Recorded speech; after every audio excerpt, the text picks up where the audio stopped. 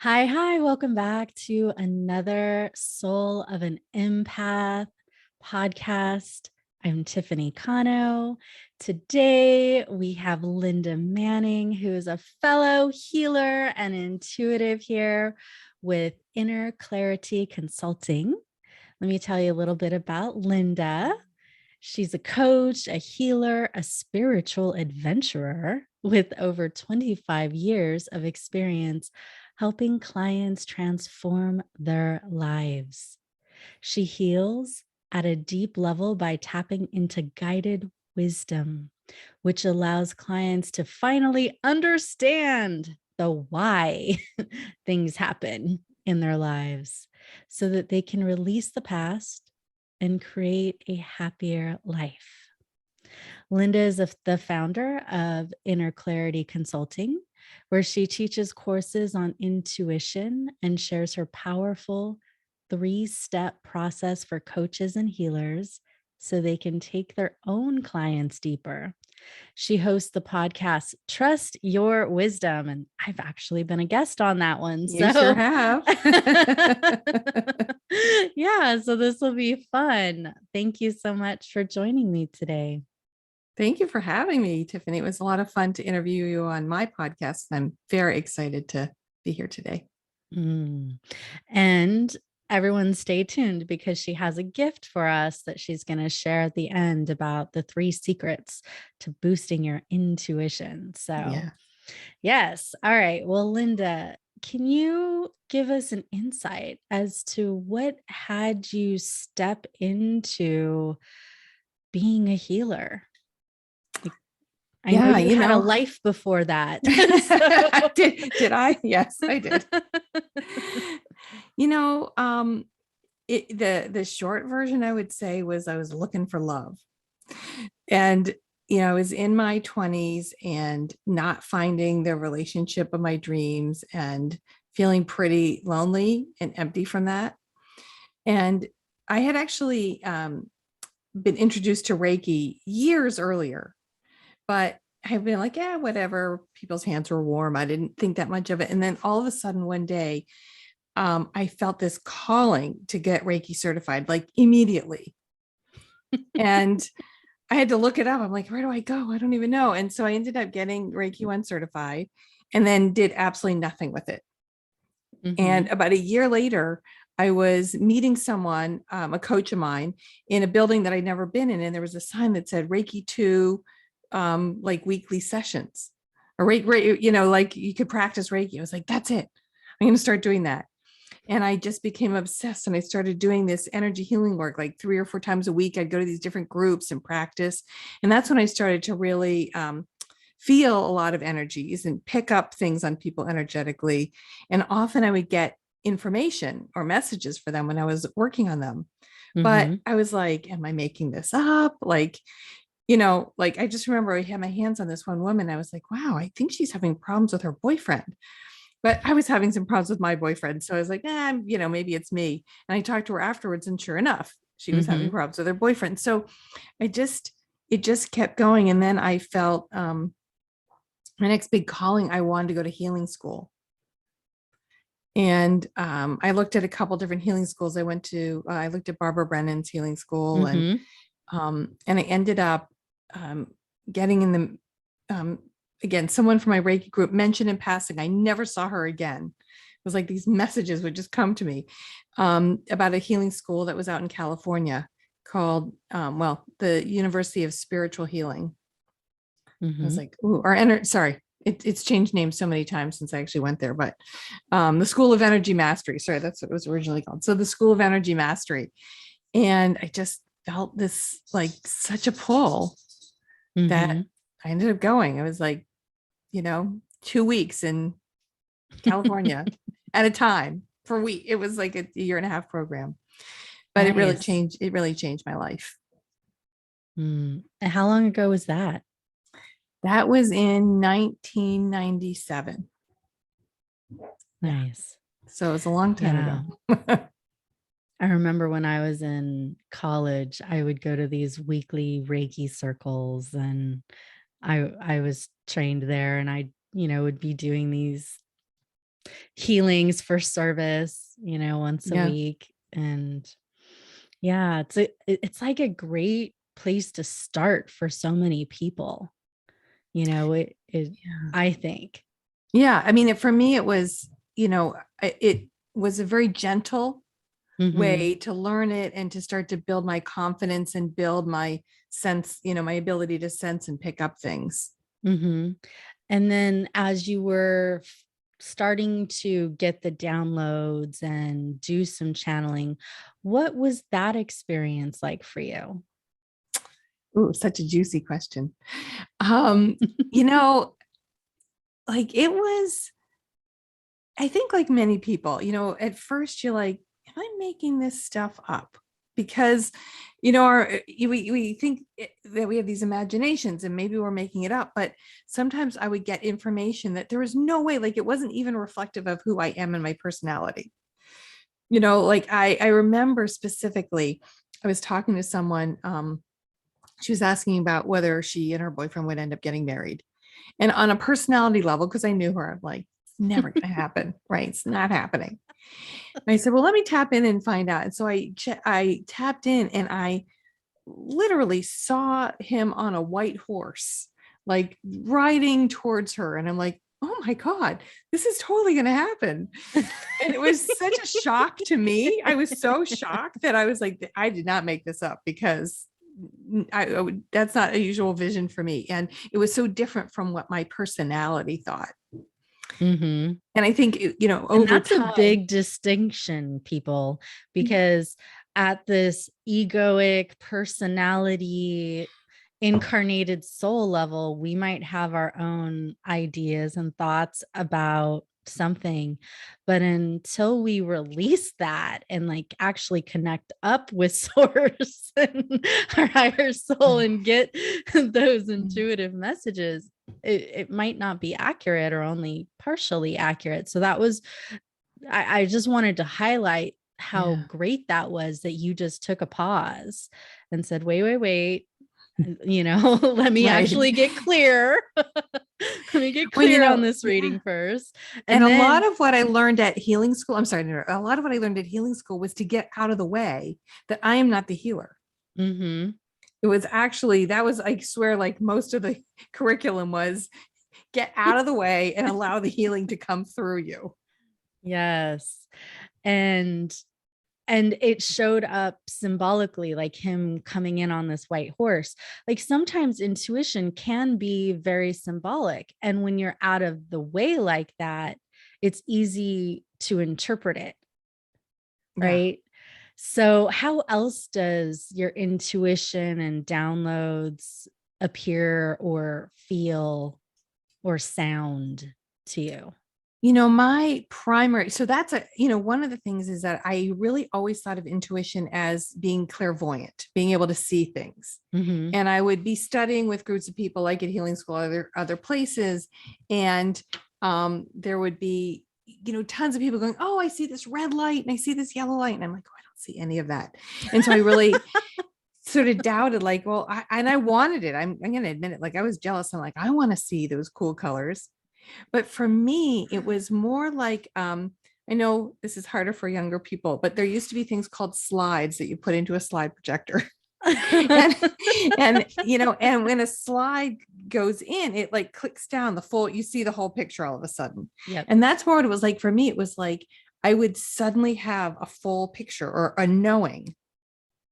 Mm-hmm. And it wasn't colors and it wasn't, but it was just like this. I don't know how else to describe it. It would like it dropped in and I would know what it meant. And This clear cognizant moment, that divine exactly. knowing. Mm-hmm. Yeah. And so over time, I really became appreciative of the gifts that I had of that clear cognizance. And I gave up the need to have clairvoyance. But that took years. I can tell you, I was really jealous for a while. And now Mm-hmm. it comes in a lot of different ways. I mean, that's what's so interesting. Working with intuition over so many years, like all of the different senses sometimes come up. Sometimes I hear things. Sometimes I see things. Sometimes I don't so much taste things, I don't think, but I think some people do. I'm very kinesthetic too. So when I'm Yes. working on people, Mm-hmm. I often feel stuff in my body. So when I say, tap into where in your body you feel that, like I can feel it, what's happening in their body, in my body. But I will say that I've learned over time, and this is something I would share with anybody, like to protect myself. Mm-hmm. Because I remember this one dramatic moment where I was working on someone and ended up, like after she left, throwing up because I just taken on all of this crap, her crap into my body. Oh, I was like, not fun. I don't feel like I need to do that anymore. So I negotiated and I said, I get to protect myself. And my request is that I feel it just enough to know, just for the information. And then I release it. It's not mine. Good And I job. thank God haven't thrown up from healing since then. Yeah, when I was young and I didn't have energetic boundaries, I used to take on other people's stuff too. Like if they had an ache or a pain or felt stress or fear, like I could feel it in my body. It wasn't until like probably mid 20s and higher that I even discerned that it wasn't mine to begin with. Yeah. Yeah. Now, when you work with people, do you do it distantly, in person, hands-on, hands-off? Can you give a little more, Yes, is the idea answer about to that? this. So, I All the think like, above. yeah. So, I used to work mostly hands-on. I have a table, or I would put people in a chair, and some of it would literally be hands-on, or working near, like with people's energy. But even before COVID and all that, I had already, because I have clients like in California, I live in Boston. So I had already started doing a lot of remote work. And even way back when I used to do phone healings. And it Mhm. always kind of amazed me that in some ways it could be even more powerful. I mean, it just seems crazy, but there's a certain way I'll just tune into someone when I'm like on the phone with them or whatever. And the energy, energy is non-local. Mhm. We can work with it anywhere. So, and now these days I pretty much don't see anybody in my house. That might change again. We can hope. But Uh-huh. yes, my work's by I Zoom. For me, I think it's easier to not be in person with them because it's like I'm more zoomed out or something. Yeah. It's not in my face. It's like out there. So I totally feel you, sister. Yeah. I mean, it's kind of, at first I was like, how can this be? But it does work. It's just amazing. And there are ways that it can actually be easier and in some ways maybe more powerful. Mhm. And when you're doing facilitating healing, what types of things do you help with? A lot of my healing clients have um, either relationship challenges or parenting. I have 3 kids. So I work with parents a fair amount too, of like, helping to understand all of the teachings that our children bring us. That's a good way And to put it. yes, they are. They're our little divine teachers that push all of our buttons. And that's all for our growth and learning. But that's the same with like in relationships with spouses. I don't tend to do couples work. I've done it sometimes, but I think that's a specialty. But I will work with someone who's challenged in a relationship because I believe that our relationships can be one of the most powerful mirrors, one of the greatest learning tools. Again, our partners trigger us, and that can be for our growth and development if we choose to look at it that way. So, Indeed. you know, or work relationships too. I mean, it's not always like personal relationships. It can be challenges at work as well. But usually people want some change in their life, right? So it could be that they're dissatisfied with work. And I don't do career counseling, but we can look energetically. Is there something you can shift in the energy to actually make your current work better? Or how do we align you to the work you're meant to do and help pave the road so it's easier for you to find that next thing? Mhm. Or how do we get rid of the blocks and barriers that are blocking you from your success or from getting what you really want? So depending on the person, it can work in different ways. Nice. Very good. And how have you been able to manage the whole work life family balance? I mean, because you had a corporate career for a long time and then, Yes. kind of gently transitioned. So, can you talk a bit about that? Oh, I don't know if I've mastered it yet, but I'll do my best to talk about it. So, to me, like the healing work is, I don't want to say it's not optional, but it's kind of not optional. Like, like when I don't do healing work, I feel depressed because there is something very magical for me. Like when I'm in that mode, it not only heals the other person, but I feel like I'm graced, I'm blessed with the, if I'm connecting to divine wisdom, it comes through me, and I love that feeling. So, and yes, I could do it for myself, but I actually find it easier to really bring it in for somebody else. Me So, too. yeah. Me too. It's like we're I'm glad it's not we're just not me. yeah, like though we can do it for ourselves, it's nice to be able to receive it from somebody else. And when we do it, when we facilitate it for others, we're not attached to their stuff and they're not Right. attached to ours. So it's just easier to release and let it go, I think. Yes, you're totally right. And that's why I've always said, like, the worst healings I've ever done for sure are with my husband, because I am not unattached to the outcome. And so I'm not a good healer for him. How has that dynamic worked? Like, is he supportive of your healing and spiritual aspirations? Yeah, so I'm super, well, I would say I'm lucky that way. And it was definitely an intentional pick. So, because my old boyfriend, not so much. So, yeah, my husband's really, really, he's like my main champion. He's really supportive, and he is fine with me, oh, you want to go to Peru traveling to see the shaman? Sure, honey, go ahead. So, so yeah, Nice. I'm really, really lucky that way. But, I when I was in healing school, actually, they had a workshop called Divine Marriage, Mm-hmm. and you could invite your partner. And so I invited him, and he was willing to come, which was one of my criteria. If he had said no, that would have been so, but he said yes, and he came, and he like fully participated, and it was such a beautiful, heart opening experience. Really, honestly, one of the highlights of my life. That I was like, okay, I guess I could marry this guy. And I think, it's really hard. I deal with a lot of people who have partners who aren't so supportive. What And that's advice would you give for in that situation? yeah, well, there's, of course, it's going to vary situation by situation, but broadly what I would say, because I would say there's a fair number of people that I work with who are in that. One is, we have to be true to ourselves. And if you give over your power and yourself to another person, any other person, you suffer. And it's really important to stand for yourself. They don't have to believe what you believe. I don't think. Like, I don't think every partner has to be on a spiritual path just because you are. But you need to believe what you believe. You need to align to what is true for you, and not let someone else get you off your path.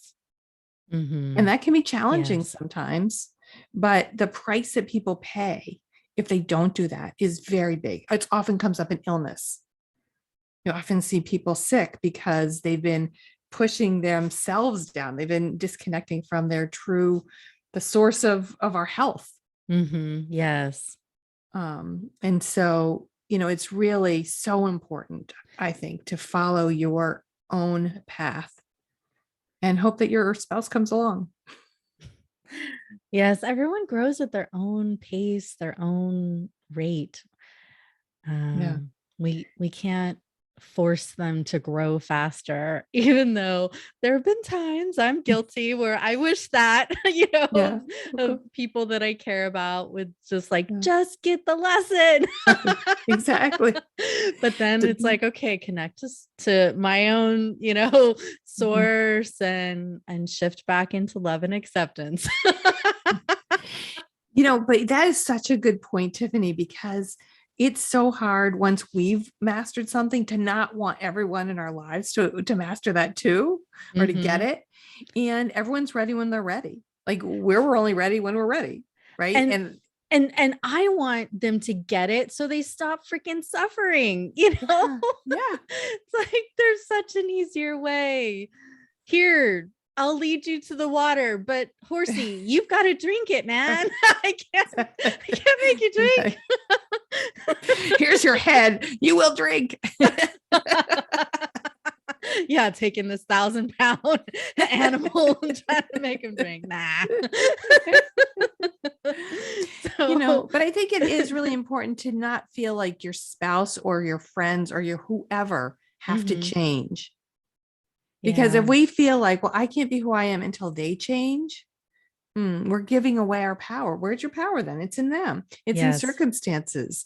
And that is not a good way to live. It's like, no, you get to align to yourself. And I go like this a lot because to me, that's my experience of it. It's like the alignment comes from divine and right through. Um, and I can feel it like in my body when I'm really aligned Mm-hmm. versus like I'm pushing or I'm backing away, right? It's like, no, I want to just be right here connected. Yes, yes, yes. I totally can relate and 100% support what you just said. So, what advice could you give our fellow empaths? Mm.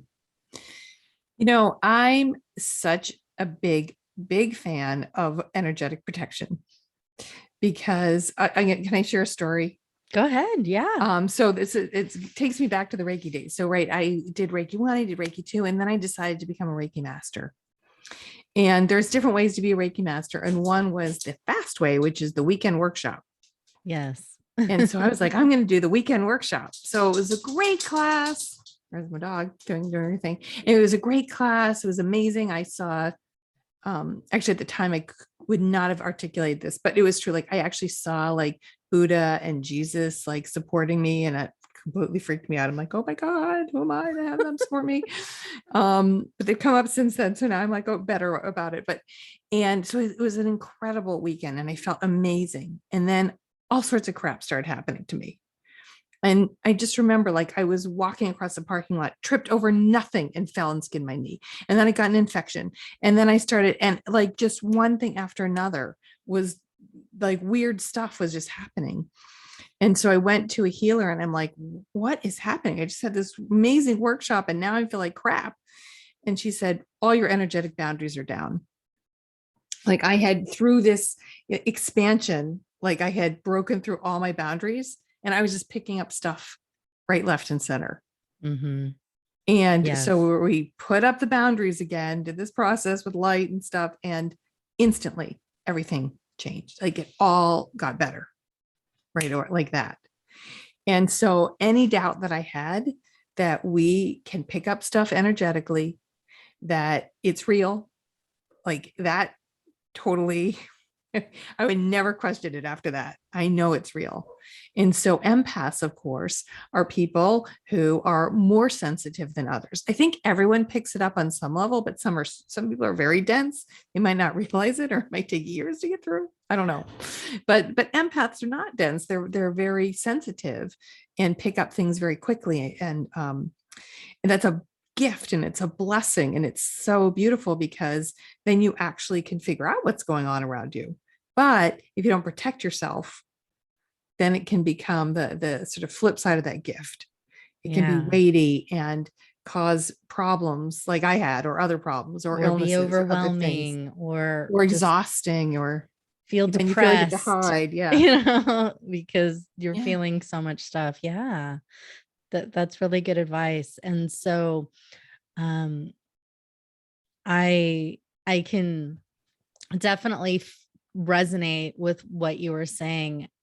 I've had moments too where I've had like this spiritual blessing or a Shakti pot that like really heightened my growth. Mhm. And then it was like, oh, we also need to allow for healthier energetic boundaries to support this next spiritual level that Right. is being birthed in me.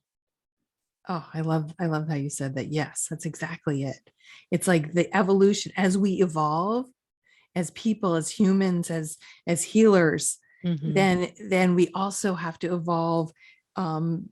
It's like if you grew all of a sudden, your clothes don't fit anymore. Right.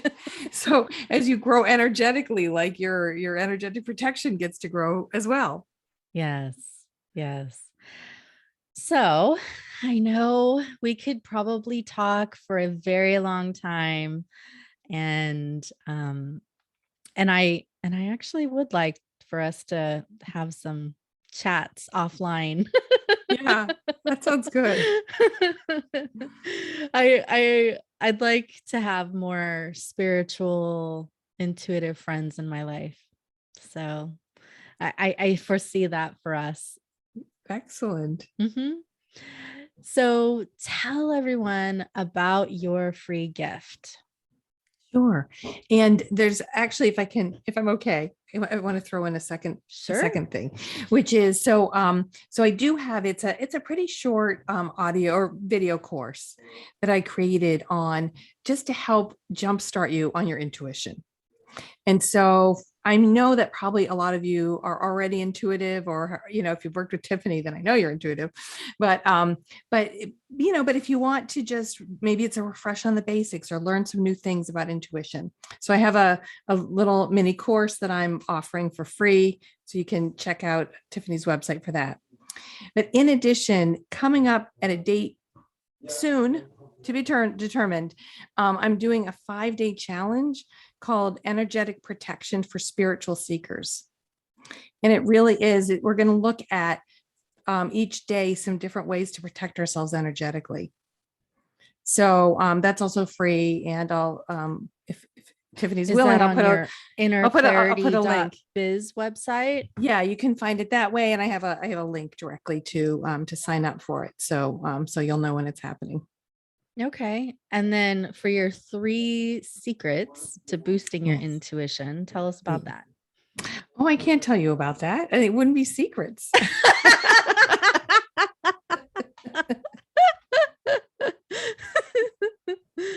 Okay, well, tell us how we can find or gain Okay. access Oh, to that. Okay. to the gift. That's right. It's actually a blank video, and you just have to guess you have to intuit what the secrets are.